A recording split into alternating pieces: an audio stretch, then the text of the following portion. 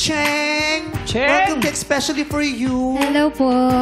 Hello po, Mami Vice. Hello po, Kuya Bong. Kamusta ka? Dito rin kami, Cheng. Okay po. Super excited po and super saya po na na-meet ko po. Cheng, kamusta? Almusal ka ba? Nakakain ka kanina? Okay ka lang? Hindi po.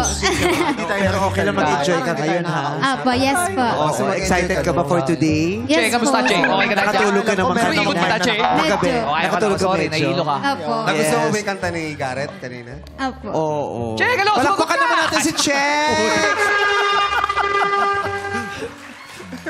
Sabi sa kanya ni Cheng. Cheng, dito na kami. Cheng, si Vong nga pala. Si Vong. Ay, Cheng. Hello po. Si Vong. Si Darren. This is Darren. This is my good At friend, saka Darren. si Jong. Si Jong yan! Ito si Jong! Ito si Jong! Hindi mo naman Oo nga, Kaya pala sabi ko, pati di kasama yung ex yung pala. Co-host mo naman pala. Hawigan mo. Kamusta ka, Cheng? Super happy po and then... Super happy. Isa bang superhero? Pag masaya siya, nakakalipad siya. Ako ang super happy. Bakit ka super excited happy? po sa mangyayari po. Hindi mo talaga siya pinapansin. Ay, sorry po. Hindi po pala kayo. Sorry po.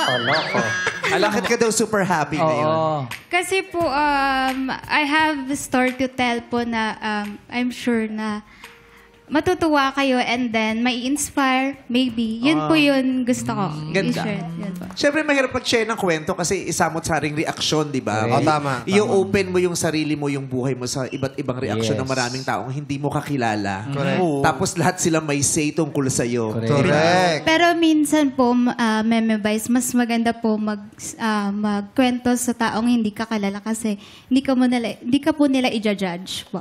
Compare po sa kakilala mo. Ganun. Depende sa platform. Yun Dito, nga huwag po. kang umasang hindi ka nila i-judge.